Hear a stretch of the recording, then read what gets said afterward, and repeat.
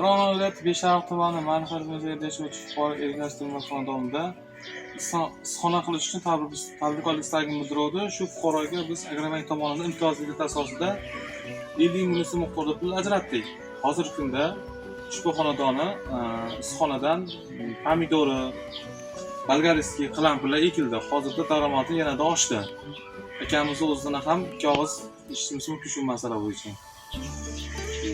Assalomu alaykum azizlar. Men mana shu Agrobankdan 50 ming kredit oldim. Daromadimni oshirish uchun mana Xudoga shukr, endi pomidorlarimiz boshlari qizarishdi, chiqadi. Bolgarskiy qalampirlar ekkanmiz, ular ham osona gullashni boshladi, ular ham yaqinda chiqadi. Agrobankka rahmat.